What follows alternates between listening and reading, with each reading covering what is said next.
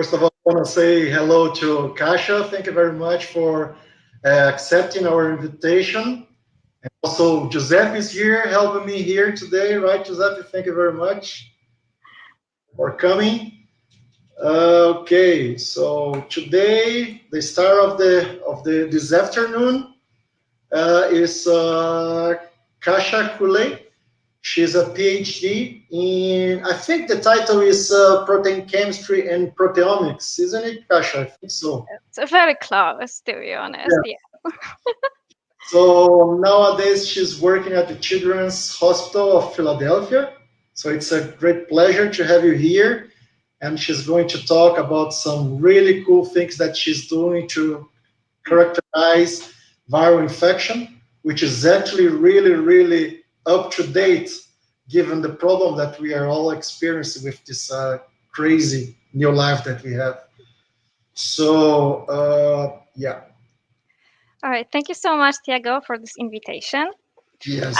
And of course, thank you all of you who are here today with me to watch it. And so my name is Katarzyna Kulej, and I'm a research associate. I work between two labs, one of Matthew Weitzman from Children's Hospital of Philadelphia, when I primarily perform the biology, and the second lab of Benjamin Garcia from UPenn, when I have a direct access to MS instruments. And today I would like to discuss with you some of the MS approaches which we are using in our labs to study viral infections. But wait,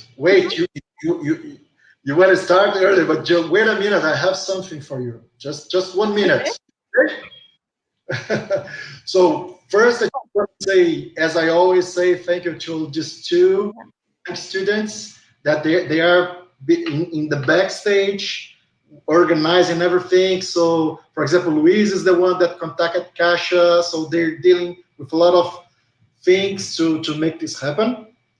As I already mentioned to you before, the questions will be at the end of the talk, and you need to write them.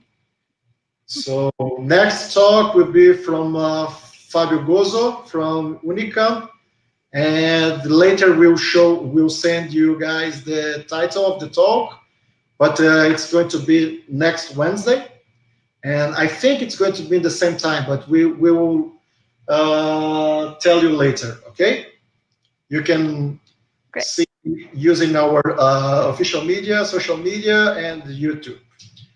Kasia, as I mentioned, she already told, so she's a PhD. She got her PhD in Denmark. That's where we got to know her. She's currently in Philadelphia. She'll talk more about that. And just Kasia, we usually show some nice things of how we met each other. So I have some cool pictures that probably you don't remember. Oh no! This is an amazing picture, right? It looks like that it's like a picture itself, but this is like a car. You remember that in Germany? Yes, I remember. This is when we traveled for Melanie's wedding. So that's Melanie. So we have and this is one of the cool parties that we. I don't know if this was in Kasia's place, maybe. And I think yes, indeed, it's my kitchen. Fabio is hurting Giuseppe here, right, Fabio? So Giuseppe, Fabio, and Kasia and Simone. So here we have like Fight is here. He gave a talk here already. Simone as well. Now it's Kasia, and yeah, and he also gave a talk. Fabio needs to give a talk to us, and yeah, Lee is here. Marcela, yeah, Fabio's wife. Yeah, that's great, right? Do you have these pictures? Oh my goodness. Okay, guys, now you know me well.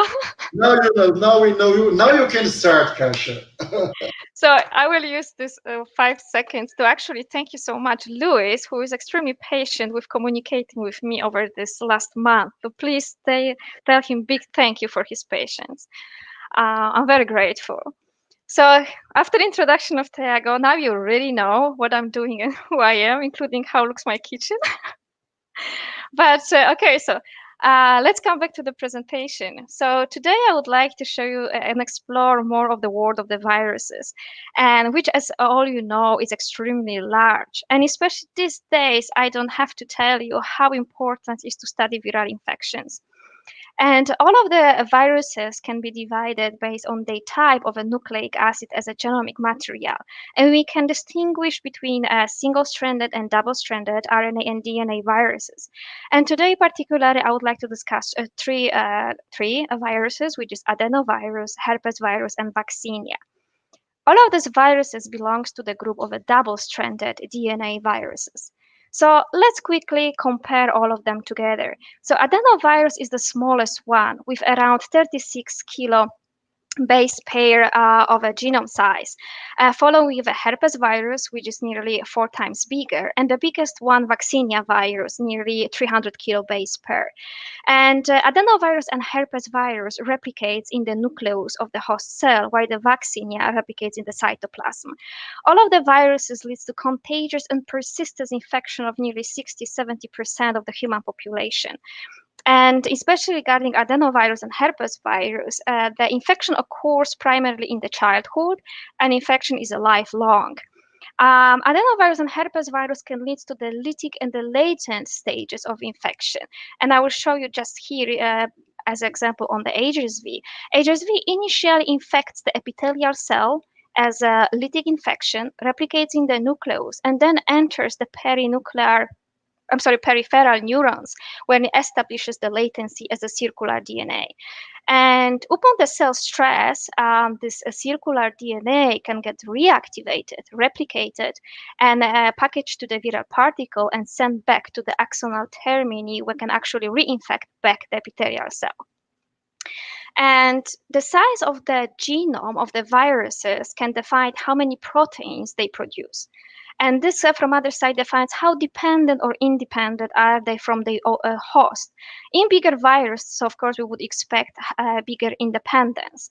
And just to compare, the total length of the human genome is over 3 billion base pairs. So you can see how powerful are these little guys. So owing to their very small size, viruses, they have a very restricted life capabilities, and they must infect the host cell in order to replicate, um, uh, uh, propagate its own viral particles. And in order to do so, they developed or evolved to develop strategies to manipulate cell mechanism, not only to control the life cycle, but as well to disable actually the antiviral responses, which are driven through a host immune system. So through all of the time course of viral infection, we have this constant battle between the viral and host factors. In Weizmann lab, we are primarily interested in how viruses alter host chromatin regulation. And just to prove you that actually they do so, I'm showing you some of the example of the immunofluorescence stainings of the cells infected with different viruses. And the chromatin is actually labeled by histone proteins, which are the markers of the host chromatin. And just follow with me the white arrows. You can see how the chromatin label here in green is changing upon infection. So the viruses, they have this tendency of actually distort or marginalize the host chromatin for its own advantage. They pushing it away to perinuclear areas. And most viruses package their genomes or nucleic acid in the very high molecular densities using a specialized packaging viral proteins to form viral particles. In eukaryotic cells, the DNA is tightly associated with the histones or other proteins to form chromatin. So let's explain first what is a chromatin. The major function of chromatin is to actually package the long DNA molecule into more compact, dense structures. And the chromatin is primarily composed of the DNA and the proteins. The fundamental unit of chromatin is the nucleosome that is composed of around 145 base pair DNA wrapped around the tetramer of the core histone proteins such as H2A, H2B, H4, and H3. And this duplex of this DNA is actually which links two nucleosomes are actually bound to the core histone H1, which serves as a linker histones. And chromatin can be divided on kind of two regions. One which is called as a closed chromatin, more compressed, a silent heterochromatin, and another region which is less condensed, open, so-called active euchromatin. And actually, this high order fold of the heterochromatin is regulated by the post-translation modifications of histone tails, which stick out of the nucleosomes. So let's look closer. What is a histone? So histone tails, or how looks the histone? Histone tails can be very heavily modified by the number of the post-translation modifications from acetylation, methylation, phosphorylation, ubiquitination, crotonylation. I could keep counting. And all of these modifications are regulated by chromatin factors, to which belongs a group of proteins called writers, which add PTMs on the histone tails, erasers which remove, and the readers which recognize a specific post-translation modifications. And they recognize by having a very specific domains, like for example, bromodomain of readers recognize the acetylated residues. Within the group of the readers, we can find so-called remodelers, which are the DNA translocases, which they use the energy of ATP to create the force to relocate the nucleosomes. Or for example, they're responsible for the histone turnover on the DNA. And this relocation of the nucleosomes creates the space for the transcriptional machinery to bind to the DNA. So now all of this chromatin factors, which I mentioned here, they can, during active infection, they can go into contact and bind to the nascent viral genomes in order to promote or to inhibit viral DNA replication, gene expression, or other processes required for viral propagation. On the other hand, the recent studies show that infection agents can also largely modify the epigenetic landscape of the host cell by activating or inhibiting histone modifications, by histone mimicry, histone exchange, or by modulating other chromatin binding proteins. So in a Weizmann lab, we ask primarily two questions. So which pathways do viruses hijack to counteract host defense through chromatin? And what we can learn about chromatin dynamics through understanding viral manipulation? But first, to answer these questions, we have to look more deep. So what is on the virus chromatin? What is on the host chromatin during infection? How this translocation is driven through protein-protein interaction or through protein post-translation modifications. So in order to answer these questions, we kind of start building our own toolbox. And of course, we start moving slowly, step by step. So let's start with trying to answer the question, what is on the viral chromatin? In order to look at that, we use a method called IPONT. It's the isolation of proteins on a nascent DNA. So initially, this method was developed by the Cortes lab to analyze the proteins bound to the nascent cellular DNA. And how it works. So during the DNA replications, the analog of thymidine, EDU, gets incorporated into the DNA. And the EDU can be subsequently biotinylated using a click chemistry and the covalent reaction between azide and alkene group. And this biotinylated DNA can be pulled, this DNA together, of course, with the protein complexes bound to it, can be pulled down using a streptavidin beads. This method was greatly optimized in my group by my friend Emilio, who did a really great job. So now, primarily regarding IPONT, what I will show, it's mostly his work, actually. So how looks the full workflow of the IPONT method? So we take as non-infected and infected cells. We label the DNA with an EDU. We cross-link the proteins to the DNA using a formaldehyde. In the next step, we biotin our EDU-labeled DNA.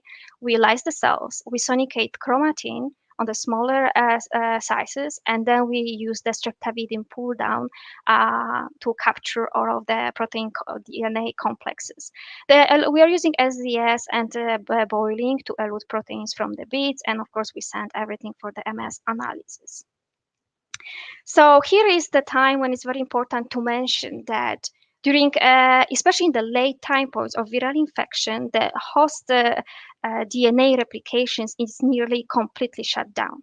So the only replication which occurs supposed to be present on the viral DNA. But to prove that, I will show you here the immunofluorescence staining, where we stain the cells non-infected, infected with different viruses, and we label them for EDU. So we will look where is the our incorporated DNA EDU. And in the second panel, you can see the examples of the single-stranded DNA viral binding proteins. So they are labeling the sites of the viral replication centers, so where the viral DNA is present. And you can see that our labeled EDU very nicely overlap with our viral replication centers, which means that a majority of the labeled replicating DNA actually is a viral DNA. The same was for the HSV and for vaccinia. Of course, vaccinia, and I mentioned you in introduction, is replicating in the cytosol, so it's excluded of the nucleosome, which is actually labeled in blue by DAPI here. And to further confirm this observation, we performed the MS analysis of our IP samples, and we wanted to check if all of these proteins are actually indeed the highly enriched in our IP.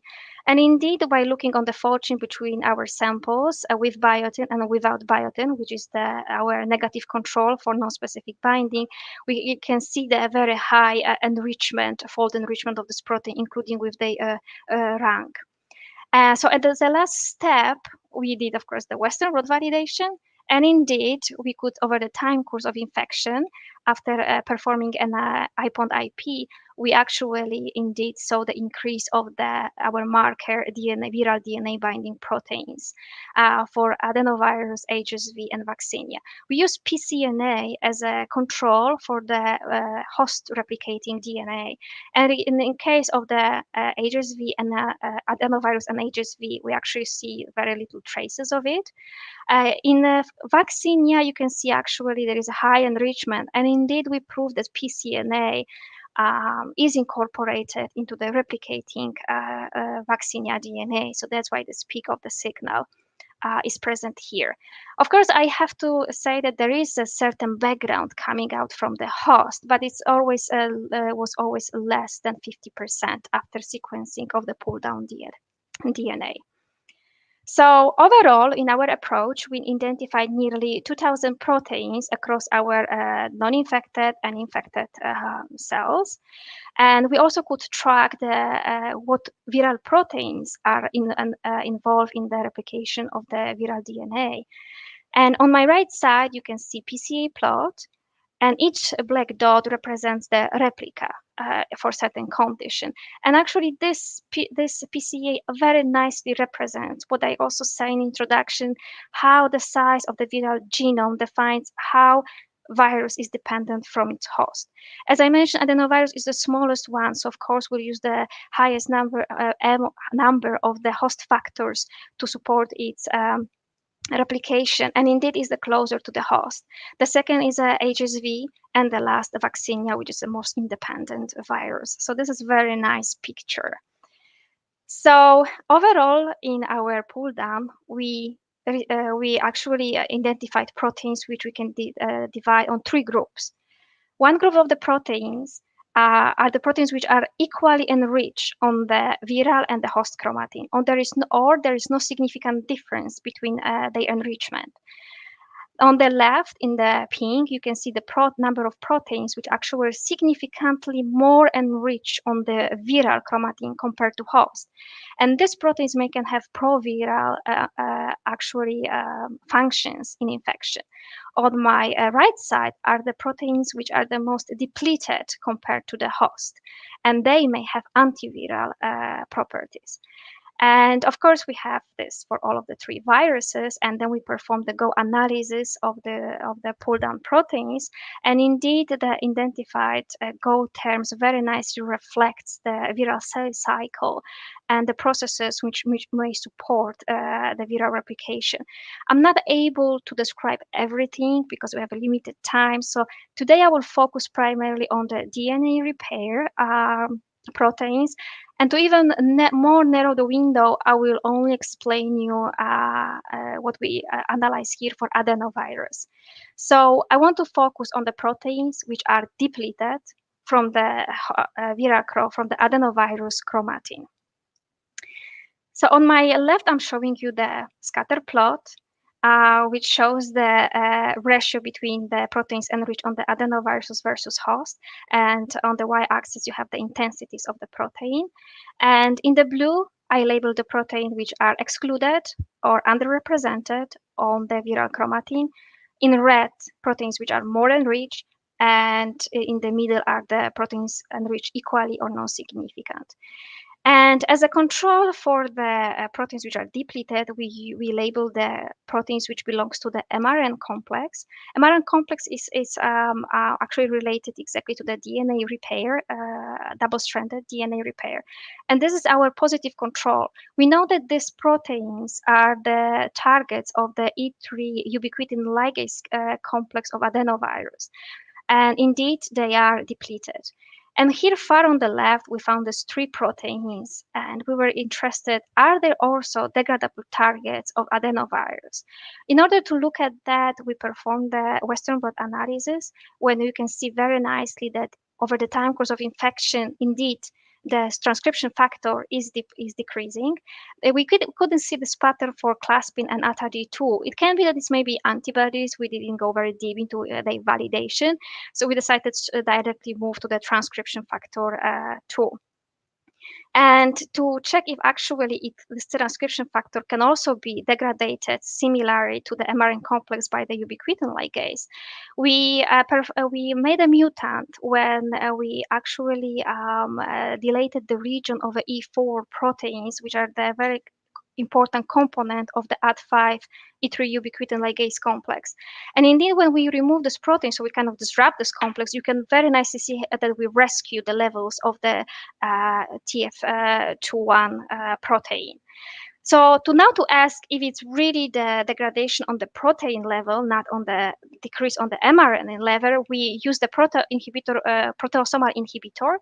And you can see that infection in the presence of that inhibitor very nicely rescue the level of the TFT21. So indeed, the degradation is actually on the protein level, so it can be a target of that complex. Here I'm also showing you the IF staining, that you can actually very nicely see that over the time course, the signal of TFT2 during infection in red is decreasing. In the late times, it's creating this very nice foci, which actually are the sign on the proteasomal degradation. And if we will overlap this with the viral replication centers, we can see that TFT2 is actually excluded from that. When we stain with our mutant, the TFT2 is actually overlapping very beautifully with the viral replication centers. So indeed, it's accumulated in our mutant on the viral DNA. And to better specify if which one of these E4 proteins is leading this degradation, we create a set of the mutants, which contains all three proteins, or only two, or only one. And as you can see, the mutant which contains the lack E4 proteins is rescued. But whenever is a lack of a protein, especially E4 or 3, we can also see the increase. But the presence or E4 of 3 proteins very nicely decreases it.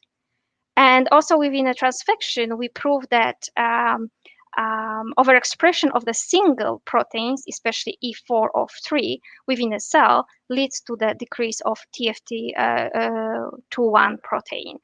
And indeed, these transcription factors has uh, leads as it works as an activator and repressor of a gene expression.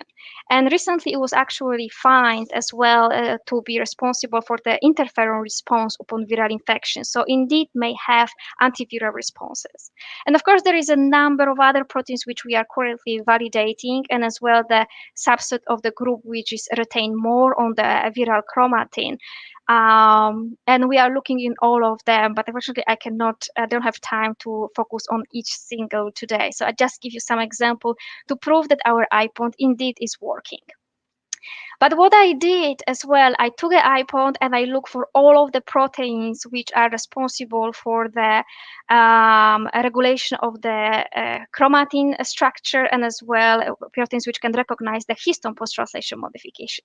And I could fish out really large number of the complexes, histone modifiers, which was pretty amazing. So all of these proteins are actually retained on the viral chromatin. So our next question was, of course, what is happening on the host chromatin and how the histones are regulated. So this is the next step, a next question. So we took another approach, and this time what we decided to do is analyze the entire proteomes in the time course manner. So what we did, we decided to analyze the full proteome of the infected cell, following with its phosphoproteome. In the next step, we perform the chromatin salt fractionation to look primarily on the host chromatin. And of course, we also analyze the histone PTMs. So we infected the cells, human foreskin fibroblast with HSV, and we collect the samples and different time points. This time point is supposed to reflect the entire HSV cell cycle, from expression of immediately genes to DNA replication, late genes, and then viral packaging. So now I will focus primarily on the proteome. In total, we identified around 5,000 proteins on the host and around 67 HSV proteins. And most of these proteins were very nicely identified through entire 6 time points, and so we can cluster them. And then subsequently, each of these clusters were analyzed for the Go term annotations to kind of check what protein functions are within each of these clusters. And what was amazing is that exactly how nicely all of these clusters could follow the cell cycle again of the virus, from the viral entrance to the cell to the viral replication and viral gene transcription, protein translation, and then a viral release from the cell. So this worked actually pretty well. And beside of the host proteome, we also analyzed the viral proteome. And we can actually see very nicely the trend of the protein expression from immediately early to the late proteins. And actually, our coverage was pretty good. So we identified 67 out of 73 available in the database viral proteins. So that was actually very good. And you can see that over the time of the infection, the viral proteins, which are labeled in red, are slowly increasing in their abundance compared to the host proteins labeled in blue. And you can see that in 15 hours, all of these proteins, they have a higher rank. But they never overcome the abundance of the host proteome, which is obvious, cell would die. So because HSV contains 2 kinases, we ask what's the role of the phosphorylation in infection. And that's the reason why we perform the global phosphoproteome. And as well, in that case, we got very nice results. So our depth was pretty large. We identified nearly 12,000 phosphorylation sites on the host proteins and 600 on the viral proteome. And similarly to the on the viral proteome. Similarly, we actually cluster all of these phosphosides. And most of the proteins were identified with a single phosphorylation, but we can also find lots of proteins with multiple phosphorylations. And here I'm just giving example of the host. But what was outstanding here, if you will look on the right, I pointed on the number of phosphorylation for the viral proteins. I just mentioned that the HSV proteome is around 73 proteins, and nearly 1/4 of it has more than 10 phosphorylation sites, which just show you how probably important these PTMs are in order to drive the viral infections. So maybe that's the reason why actually the virus contains not one but two kinases. And what was also very nice to see that the HSV proteome and phosphoproteome was mononically increasing over the time course. But what was the difference is that proteome peaked around 12 hours of infection, while the phosphoproteome was delayed and it was peaking very late in infection. So this will also correlates nicely with current actually knowledge that phosphorylation of the viral proteins is primarily important during packaging of the viral DNA, the viral capsid assemble, and also the viral release from the host cell. So this data also very nicely correlate with this what was previously identified. So now we have a proteome and we have a phosphoproteome. So let's go to the next step. Let's look what is on the host chromatin and how it's changing during infection. So how we analyze that? In this case, what we did, we took a cell, we purified the nuclei, and we started washing the nuclei with increasing concentration of salt to wash out the loosely bind proteins and only analyze those which are tightly bound to the chromatin and look how they change in our infections. So that what we analyze is only this last fraction washed with the highest salt. And what to confirm that in our eyes, primarily what we are looking here is actually the host chromatin. So what we did, we took the two marker proteins, ICP0, which is the HSV ubiquitin ligase, and we know that ICP0 binds to the host chromatin, and ICP8, which is the marker of the viral chromatin, and primarily present on the HSV genome. And indeed, when we look on ICP8, when we wash with the increasing concentration of salt in the last fraction, is nearly gone. So what we'll assume is exactly that we have primarily here the host chromatin. While ICP0 is slightly present, but it's supposed to be because we know that there is a trace of retain of the ICP0 on the host chromatin. And as well, you can see that histone H3 indeed is increasing in each fraction. And also we don't have much contamination from other cellular proteins. So I cannot say that we don't have a contamination of the viral chromatin here, but in our eyes, primarily what we are looking is the host chromatin. And why as well? Because the viral chromatin, it's more open, more accessible. So it's also easier to wash, of course, the protein complexes compared to the tight chromatin, which can be present in the host. And just show you some our preliminary results on that. So what was actually what I wanted to just highlight here, what we noticed that in infected cells compared to mock, we have a higher retention of the proteins which bind to the acetylated histones, like a bromodomain type of proteins, especially BRD1, which was enriched nearly fourfold change in infected cells compared to mock on the host chromatin. And BRD1 is known to be within the complex with HBO1, CAT7, a histone acetyltransferase. And this acetyltransferase is increasing of the acetylations on the histones. It was for us a bit weird because we would expect that acetylation will increase on the viral chromatin because acetylation leads to more open, accessible for the transcriptional machinery regions. But okay, this is what we received. So we move on with the further analysis. But I would like you to remember these results.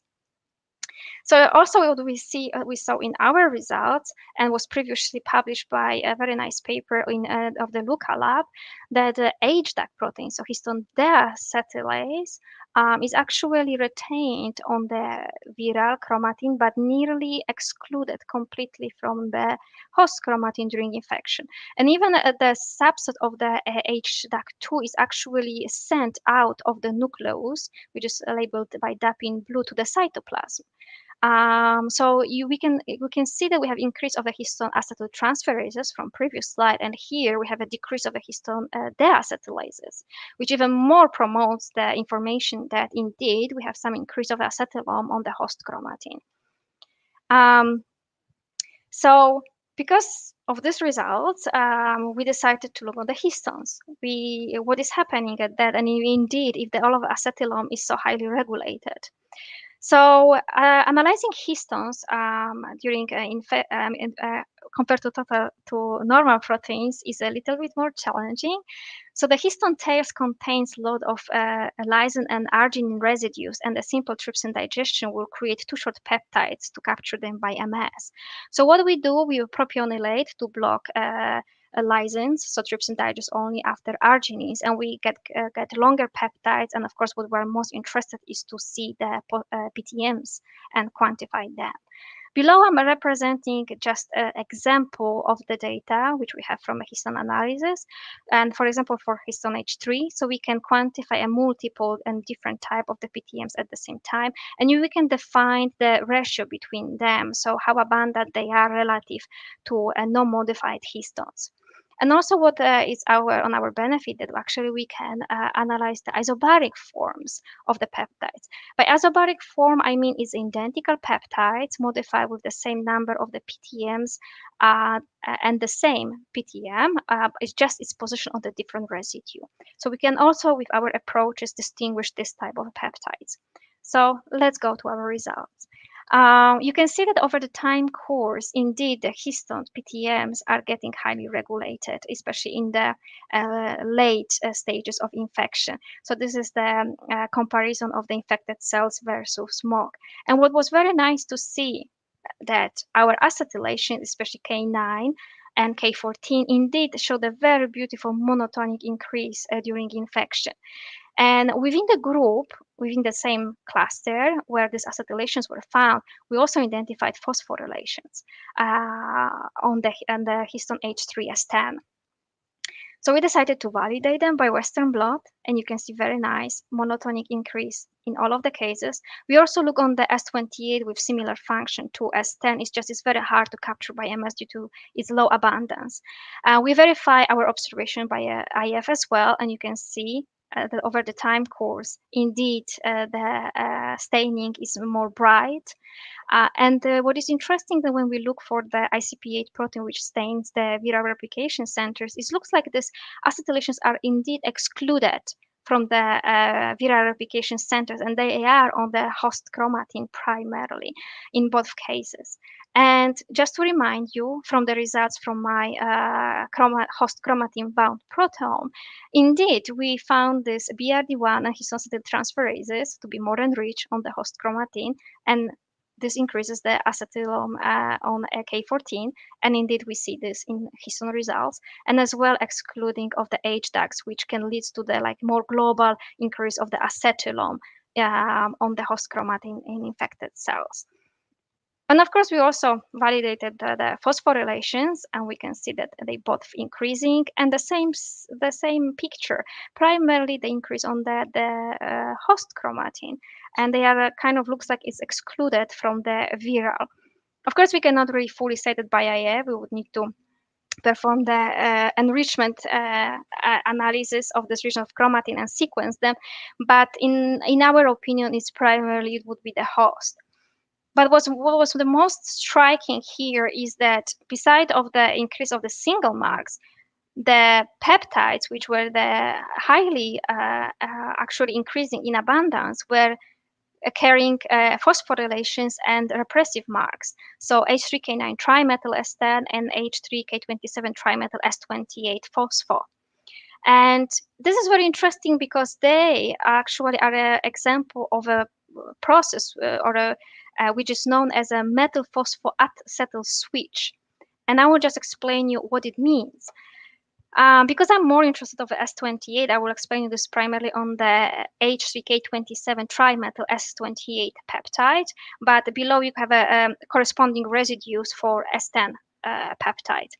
So trimethylated K27 is bound by the repressive polycomplex, which keep chromatin transcriptionally silent, not available for like RNA pol 2. And then upon the cell stress, MAP kinases can phosphorylate the neighboring site, S28. This phosphorylation leads to the release of the polycomb. And now this trimethylation is available for histone demethylases and is removed and replaced with by histone acetyltransferases with acetylation. So the phosphorylation creates, we can say, partially open regions of the chromatin, and this acetylation stabilizes the open state and make the chromatin now available for the active transcription. And this process actually, it's already known in the world of the HSV infection. So as I mentioned at the beginning of my presentation, that this circular DNA during a latent infection can get reactivated post-cell stress. And Anna Cliff showed in her study very beautifully how this process occurs. So the circular DNA is primarily enriched in the repressive heterochromatic marks, which keeps it silent, which is K9 trimethyl, K27 trimethylations. And also stress, a group of MAP kinases is phosphorylating the neighboring residues. This phosphorylation leads to the replacement of the repressive mark with acetylations. And of course, these acetylations leads to a productive reactivation and then a viral gene expression. So, but this is known for the latent infection. So what is doing in epithelial cells during latent infection? And this is still unknown. So we decided to a little bit more follow that topic. A few years ago, there was a very nice study, actually published by a group in Denmark, when they showed that this double mark is primarily dependent from MSK kinase. And they use anisomycin, which induces the cell stress, to prove that the double K27 trimethyl S28 is increasing in the cells, in cell stress cells, and as well when they use the H89 inhibitor, which is the inhibitor of the MAP kinase pathway, they could see that it's decreased. And they also show that cell stress indeed activates the phosphorylation of the MSK kinases, and this phosphorylation is primarily the autoactivation sites, so the kinase is active. So we decided to follow up based on this study, and we applied to our model. And indeed, we also induce cell stress using anisomycin, and we also saw the increase in the phosphorylation of MSK, increase in the phosphorylations of the histones. And when we use the inhibitor of MSK, in our case was RMAN64, which is more specific towards primarily the single kinase, we see the decrease in this phosphorylation, including the decrease in the phosphorylation of the S28. And as a control, we also showed the short time course of infection, and in 8 hours we see that S28 is increasing, although we miss here a little bit this band here. And to prove that indeed MSK is activated, I will drive you through another Western blot when we perform the when we use the different concentration of RMM64 to check if actually our phosphorylations will be decreased in infection. And indeed, you can see that in each cases, when we block MSK kinase, our phosphorylations were down, including, of course, phosphorylation as a control of MSK. And what was very interesting is that we don't see a much effect on the early viral proteins, but on the late. So a GC, which is an example, indeed is affected by the blocking of the S20 phosphorylation and blocking of the MSK kinase. To check this, we also validate two other late proteins, TK and VP21, and we saw the same picture.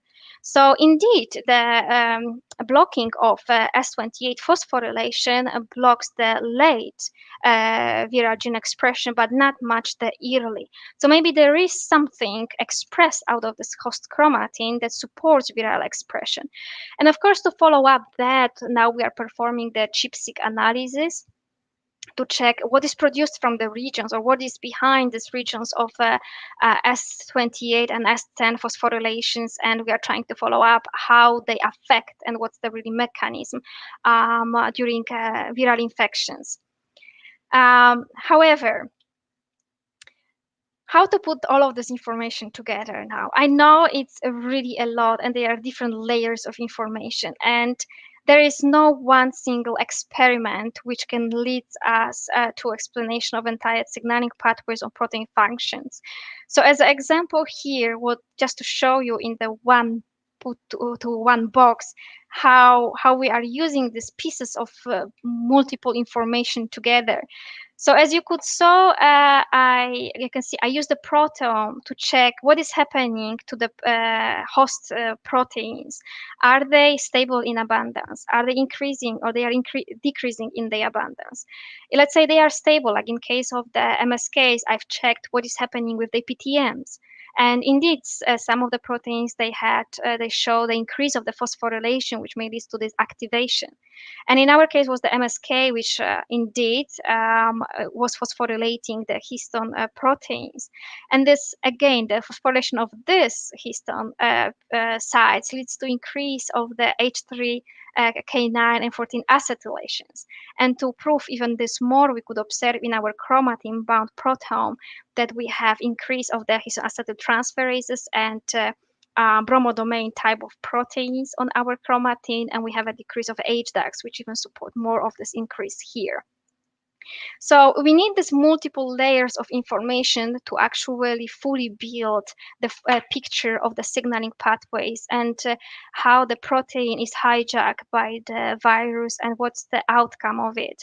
So to better represent it, I wanted to show you this figure when each of the data set, in our case, leads to different information from protein abundance to protein turnover to protein PTMs to protein localization.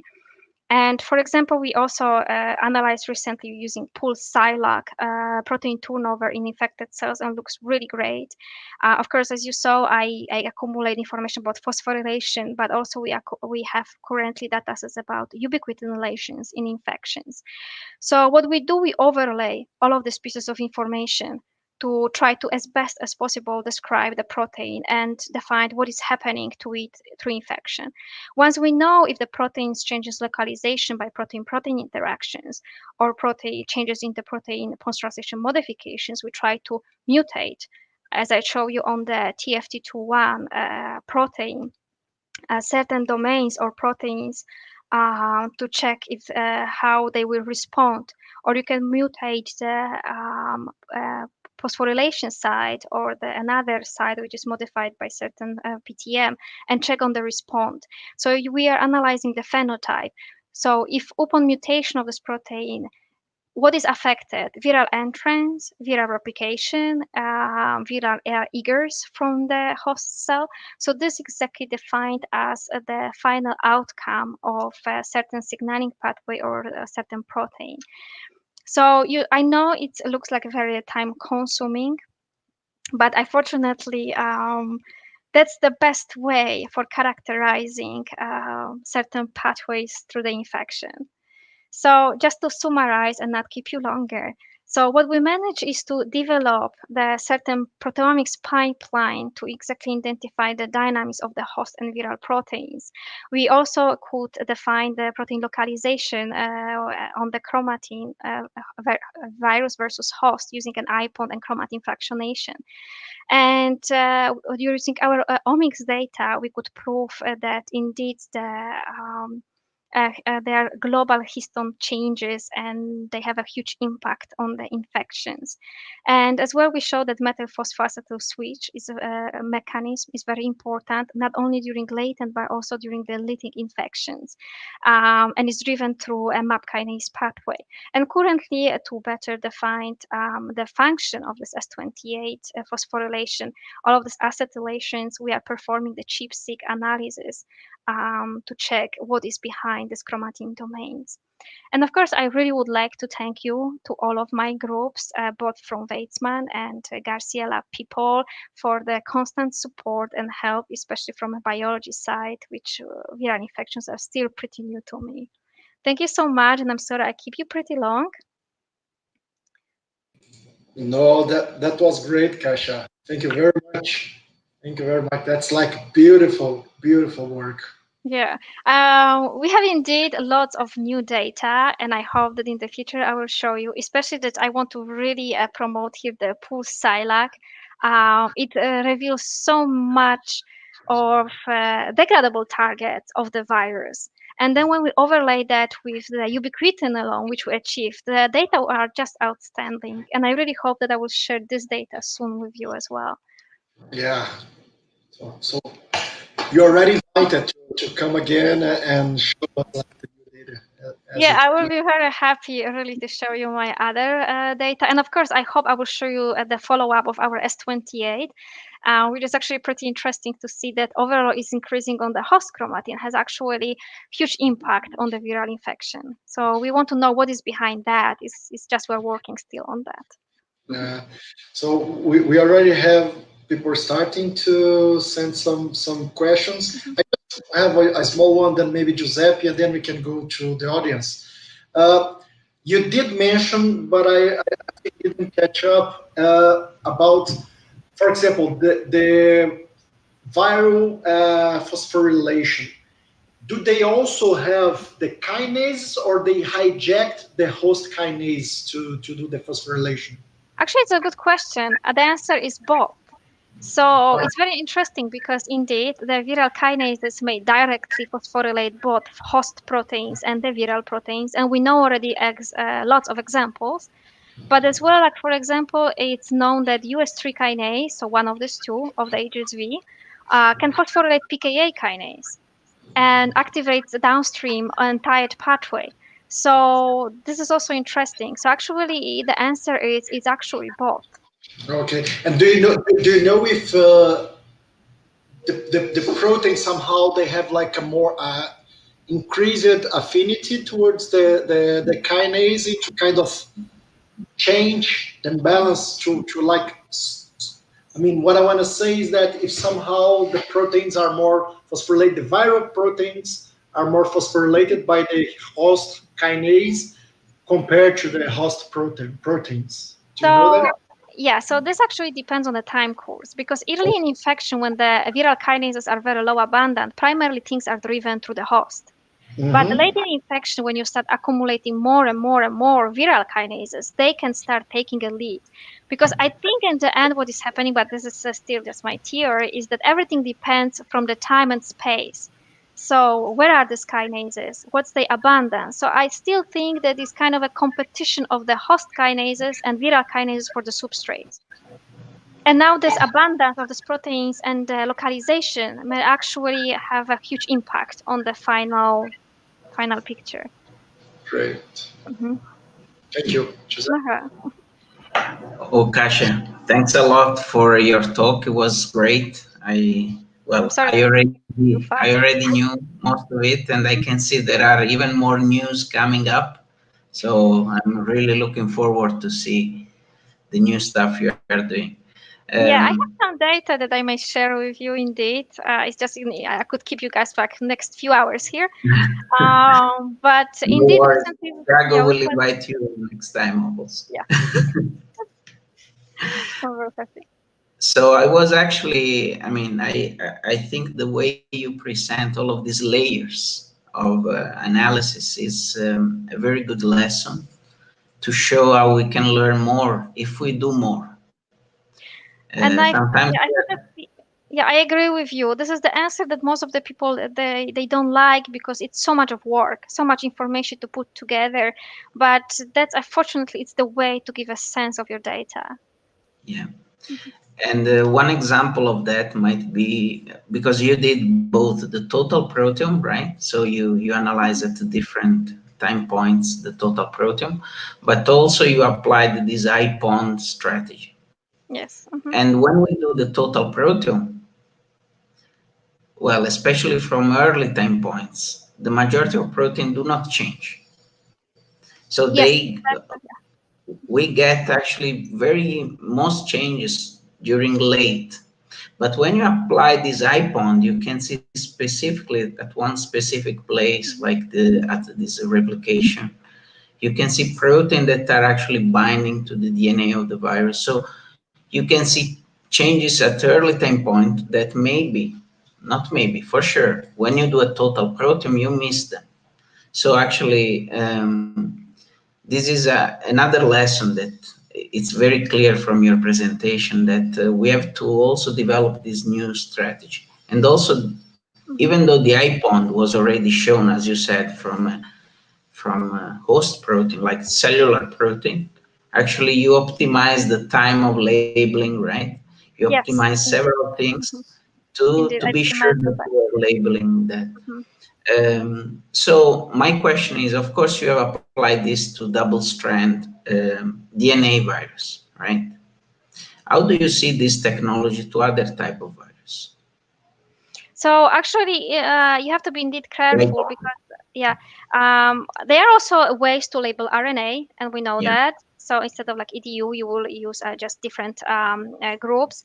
But you have to be sure that, of course, the virus is shutting down the host replication. So always, whenever you design, you have to think about what's the background coming out from the host. And so you have to know well how the virus works. So I see that very well for primarily for the viruses which indeed fully shut down the host chromatin.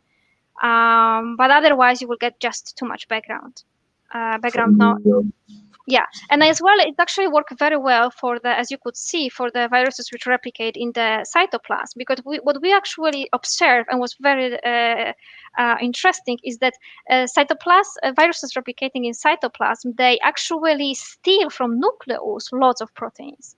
So they are able to translocate nuclear proteins to the cytoplasm, which is also amazing and actually works very well regarding the iPond. So you have to apply lots of controls, but to know that you have to know your virus. And I know sometimes it's just by trying and failing, yes, and I'm sorry. But regarding your other question, indeed, what is the most difficult during working with viruses is that overall they don't change abundance of the host proteins. They degrade, but some very little number of proteins. The global picture is not changing, so the proteome is stable. What they do, they translocate. They constantly move something around, and that's why we look for the PTMs, which can drive that path. But as well, what is useful, to kind of exactly add another layer for that. That's why is the reason why we apply turnover. Because beside of looking on the turnover of proteins, we also look on the turnover of the PTMs. And sometimes you can see that this PTM indeed is increasing, but the turnover is outstanding. And this is giving you a light, there is something wrong. And it's like pointing you, it's a different layer of information which you would exactly miss from the standard PTM analysis. But you are asking why turnover of this PTM is so high. It's increasing not much, but it's constantly produced and degraded, or add or removed. And this is something one little step more, and can give you a totally different picture on what you are looking for. That's why I kind of really promote as well the using the Pulsilac for the viral infections works very nice, indeed. And I another question. actually, mhm. Oh, sorry, please. No, Sorry. no, no, please continue. Uh, Tiago, can I ask another question or before moving to? So, Kasia, I mean, I've seen that when you did this phosphoprotein was on the total lysate, right? Yes. Do you think it's possible, or have you tried to do a phosphoprotein approach after the iPond? So I didn't do it. Not I did for histones. So actually, what we did, we used iPont to check the histones bound to the viral chromatin and the histone PTMs. It works. Actually, data were also, we did that for HCMV, different virus, and I have to be honest, that looks really great, but you need much more material. So the Of difference is that course. indeed it works perfectly. It's just we had to increase nearly double the material. But we could do it for histones very nicely. I didn't do the other PTMs. I analyzed histones. And we could see very nice data. No, it's great. I mean, now also you can combine two techniques and then Yes. get even more. Regarding the last question, regarding this interplay between the different PTMs and the histones, well, I really loved the way you show that phosphorylation then blocks, then there is a kinase coming in, then the acetyltransferase. I really like this phosphoacetyl methylation, right? Interplay. Yes. Um, when you do that, I mean, of course, you analyze all the histones. I mean, in the laboratory of Garcia Lab, Mhm. this is, I mean, one of the most Yeah. used techniques. And Simone, of course, was one of them that really pushed this technique forward. Oh, it was me. Um, I think it's even online watching the Mhm. talk. But my question was the following. Um, I mean, do you know the kinases all the time that actually can phosphorylate specific residues? I mean, how do you know that of each histone? So it will depend on the process. So, like for example, Aurora kinase will phosphorylate the histones primarily during a standard the cell cycle. It's a cell cycle related kinase. But MAP kinases phosphorylate these histones only upon cell stress. So indeed, that different stress can trigger different kinases. And we also noticed that within MAP kinases, you have R kinases, JNK, and P38. And all of them are triggered by different stressor. So if you stress in different way, different kinase will respond. And there is a difference. It's actually, this is another layer which actually adds difficulties to the analysis. But just in the standard cell, it will be Aurora. Stress cells with the MAP kinases. And now if this will be UV stress, temperature stress, or different, like anisomycin stress, different MAP kinase will respond. I And see. like JMK, if higher response of JMK will lead directly to the cell apoptosis.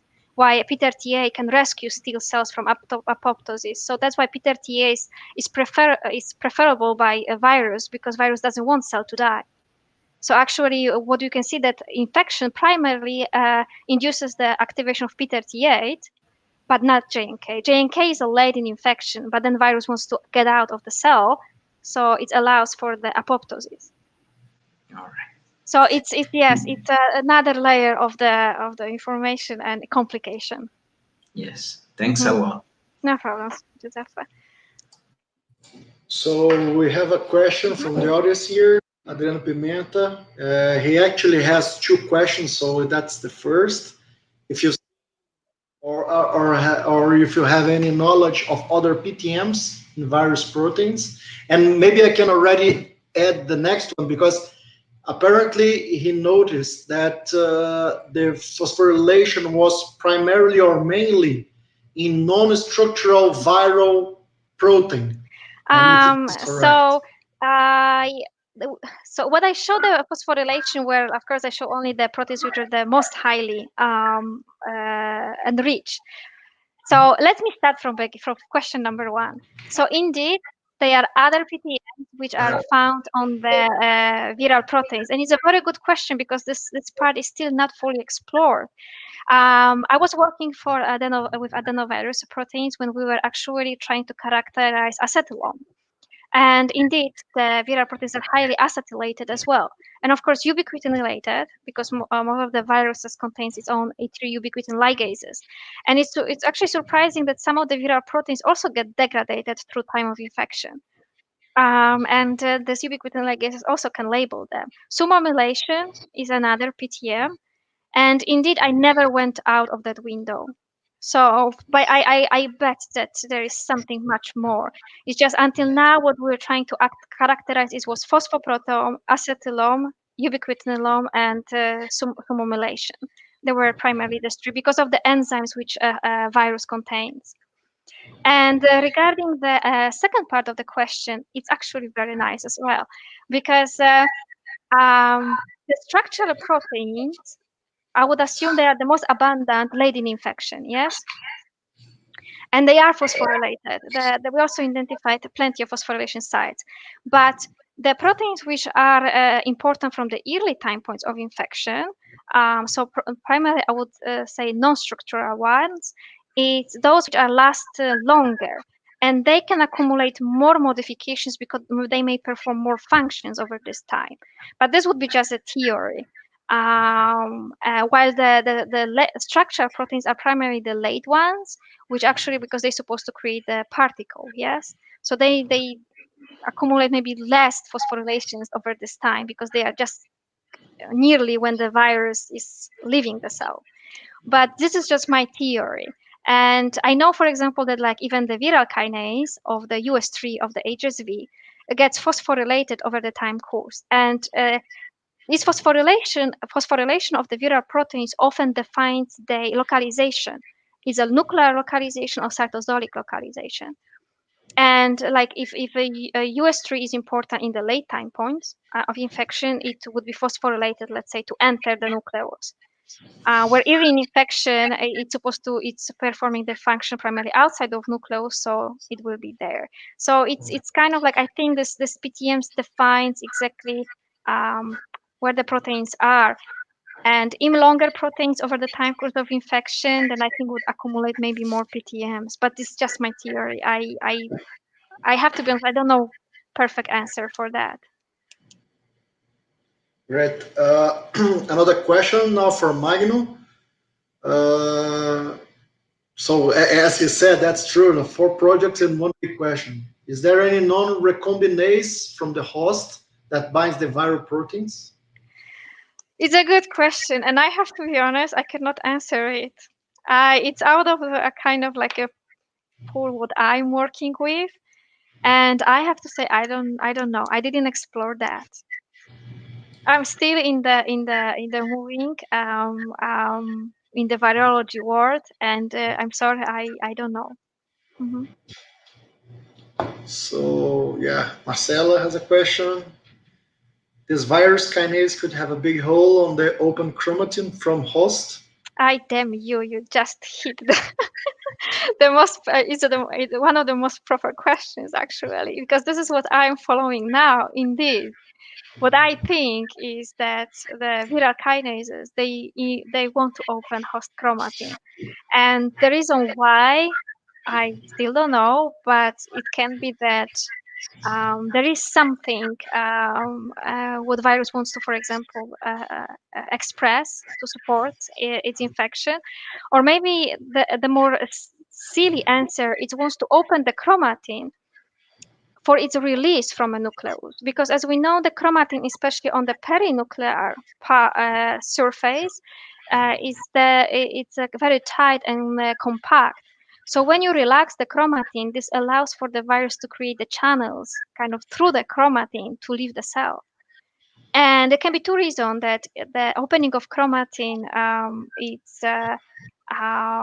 maybe beneficial for a virus in the perspective of the viral DNA replication, protein production, or it can be just as silly as creating the tunnels for the virus to leave the cell, for the viral particles. And I'm exploring actually this now. So it's a very, very good question, and we are trying to follow up on that. Mm-hmm. Great. So Diego, he want to know the software that you use it to interpret your data. So Oh. so many, right? Yeah, it's a Actually, I had yesterday very nice talk with Martin Krzywiński, who is one of the, in my opinion, best data visualization people. And he also answered there is no single tool. Unfortunately, we use really a number of available tools, and I very promote Fight tools. I really enjoy of using his. But as well, of course, Cytoscape. I'm using a lot of Ingenuity Pathway, Metacore softwares, and a lot of databases which are available online about the information functions of the PTMs. And we try to pull all of this together. So indeed, that there is no one package. I'm just jumping from one tool to another, and I'm just using the best out of it. Sometimes one tool is doing one little thing very good, and I'm just using it for that. And it's a really large number. Yeah. Another from Magno. How sensitive is the method to the viral proteins in the total proteome? So actually, we are doing pretty well, and we always can nearly characterize all of the viral proteins. Yeah. But there is one problem, which is like a membrane or proteins enriched in glycosylations. Indeed, with these proteins, I think the best is to lyse in like SDS. And when I was performing this, we still didn't could deal much with the detergents for the mass spec. But today we know that S-traps perform so well. So what I would do, I would use S-traps and lyse with SDS instead of urea myself. But usually the sensitivity is very high. The problem is only with a membrane and the proteins enriched with glycosylations. That's why we are losing some of them. Just a question. Sorry, I'm cutting the queue here, but I mean, have you ever tried to do like an analysis to see the amino acid residues from viral proteins? If the frequency is more or less the same as mammalians, for example, or if they have more sites for PTMs than we do, or actually I think we compare the. I think tyrosine. We noticed that the HSV contains more tyrosine residues compared to the host. Okay. So indeed, there are some amino acids which are preferable by the virus, and in our case, because we analyze phosphorylations, it was a tyrosine, as I remember. We never follow up on that, but this may also state why there can be certain kinases who may be more specific for the viral proteins, because just prefer this residue, yes. And there is some selection of the kinases which targets that amino acid, but I never follow up on that. But this indeed, I think this may be true. Great. So maybe the last question from Marcelo. Sure. Can you read it, or? Yes. Do you think that when the chromatin is open, then maybe the proteins for the replicates are more accessible, but the virus somehow shifts these proteins for its replication? So indeed, it's maybe there is something there, because maybe the HDAC is the good example. Once it gets, because I show you that it's not really on the host chromatin, but it's translocated to the virus. And the lack of this protein, which was stalled by the virus, leads to increase of acetylations, yes? So it can be that, but this is kind of like a after effect. But indeed, maybe the opening of chromatin, of course, make it more accessible for the proteins which prefer accessible regions, while the proteins which binds heterochromatic regions are excluded, yes? So I'm not sure if I can really give an example of that process really here, but it can be indeed. Yeah, because she says that this links with other questions. If application host shutdown is related with more heterochromatin or block the replication of euchromatin. So for sure is we already see that we think it's a less heterochromatin, and I'm trying to go there to show that host chromatin is more open, but I think also there is a less replication of euchromatin. But the reason is a little, so there may be a replication, but the virus is shutting down the production of the host proteins on the translation level. So even if the RNA is produced, it's quickly degraded because it's not really going to translation. So indeed, the replication of the host for sure is affected. But what I think that what I wish to observe, because this is still not explained, I would like to see more euchromatin on the host. But I think it's not entire this chromatin will be actually transcribed. Mm-hmm. Maybe the last question then. That's Adrian is because he really worked. I mean, Mm-hmm. when we are studying like PTMs, sometimes we oversee an important PTM, which is protein degradation, right? To release what's called cryptic peptides, and that's why I think he's asking that. So you mentioned that the Vira. Mm-hmm. So that you mentioned about the viral proteins being degraded in the course of infection, and if you can talk a bit about it, and do you have any experience or data in degradations as PTMs? So what I regarding viral proteins, there are few examples. I'm sure. Sorry, I cannot really mention that from my head now. But indeed, we saw that some of the proteins they change in abundance slightly in the late time of infections. Although this difference, this degradation of the viral proteins was never dramatic, so still, I would say in non-significant level. But it can be also that it's hard to also retrieve this information when you have such an abundance of the viral proteins. Yes, but this difference was never really high. There are also other papers from other people and other viruses which they actually try to raise this topic that certain proteins can be degraded. But actually, maybe beside of like a degradation of the viral proteins, what is happening that viral proteins are cleaved. So from one protein, and suddenly you have two forms, or a long form and a short form. And a lot of people show that these forms, they can have a different functions, or you can have a chimeric proteins of two viral proteins together, or even worse, chimeric proteins of the host and viral protein. And all of this different long, short versions, they have actually different function. Even US3 kinase is known to have a long and short cleaved version, and there is a few papers show what's the difference in the function of them, that they lack activation of certain substrates or affinity. And regarding the PTM crosstalk with degradation, what I observed that for some proteins, first what we see is the phosphorylation, especially the proteins which are related to heterochromatin. So you can imagine that you have a heterochromatin bound to the chromatin. And of course, the ubiquitinylation is a big PTM. So what is, in my opinion, what is happening that loss of the heterochromatic proteins first gets phosphorylated. Phosphorylation detaches from chromatin. Now they are soluble and they are accessible for the ubiquitin, E3 ubiquitin ligases complexes to ubiquitin them and send to proteasomal degradation. So what I think is maybe the steps of the crosstalk of the PTMs, and in my case, I'm trying to work now on some of the chromatic proteins to prove that first they are getting phosphorylated, then they are in the soluble form, and that make them more accessible for degradation.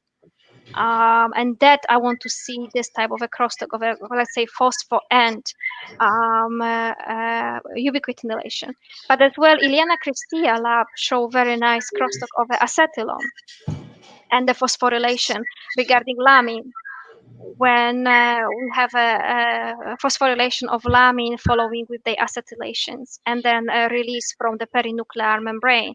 It's also a very nice paper. Great, yeah. I mean, whole world Yeah, together, right? Gotcha. what are really excellent questions indeed.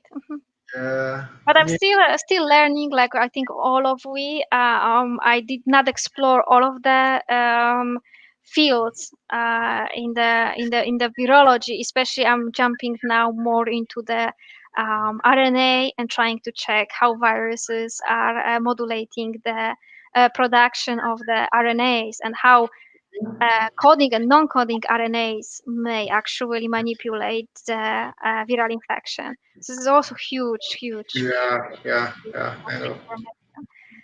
Yeah, so I'm still making little step, and my knowledge is still not full, and I hope one day I will get there. Great. So thank you very much, Kasia. So, Giuseppe? guys, it was a pleasure. Mhm. Yeah. Thanks a lot, Kashi. It was really Yes. I'm enlightening. very happy. This talk. I'm sorry that Indeed. it's so long. It was really nice. Thank you so much, guys. No? Have a great rest of the day or evening for some. Yes. Thank you so much, guys. See ya. See you. Bye bye. Thank you, everybody. Bye bye. Ciao, ciao.